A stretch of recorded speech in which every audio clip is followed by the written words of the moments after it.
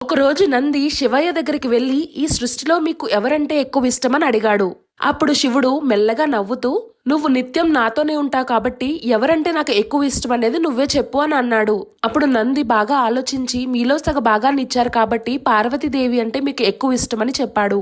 కానీ శివుడు కాదన్నాడు. ప్రథమ పూజ్యాన్ని వినాయకుడికి ఇచ్చారు కాబట్టి వినాయకుడంటే ఎక్కువ ఇష్టమని చెప్పాడు.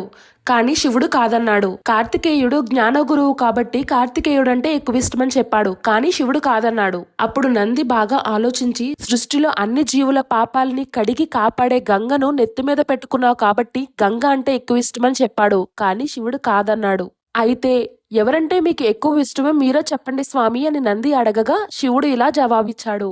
ఎవరైతే వాళ్ళ కష్టాల్లోనూ సుఖాల్లోనూ నన్ను తలుచుకుంటూ ఉంటారో, వాళ్ళ భారాలన్నీ నాపై ఉంచి నువ్వే దిక్కు స్వామి అని నన్ను నమ్ముతారో అలాంటి భక్తులంటే నాకు చాలా ఇష్టమని శివుడు నందితో చెప్పాడు. అందరూ చెప్పండి.